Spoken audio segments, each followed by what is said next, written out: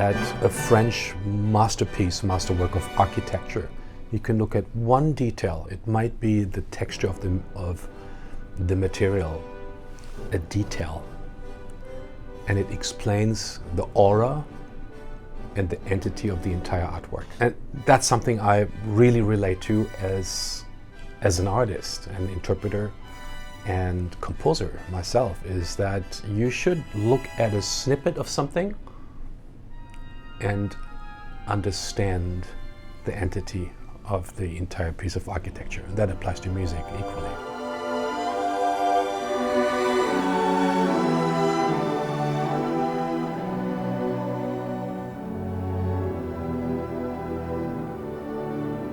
Debussy is a unique composer, very different from his colleague Ravel.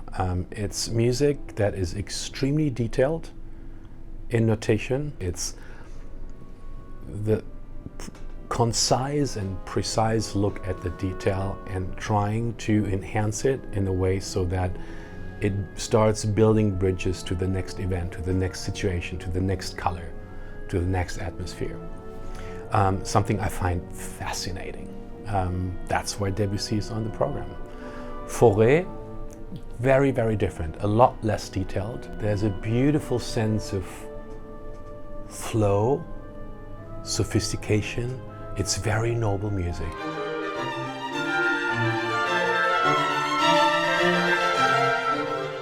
With Fauré's music, there is a sort of a default condition in which this music grooves, sways, rotates, and if you pull it a little bit and create that tension, it will naturally ease back into that default condition. And it's almost like a sculpture. You can look at it from different angles, you can walk around it, and you will have different impressions and sensations looking at this sonic object, looking at it from different angles, but it just stands for itself and by itself. And the music by Fauré, I think, is still so underrated because he has been so overshadowed by Ravel and Debussy, and it's music that is so heartfelt and has a beautiful sense of purity that I find very, very appealing.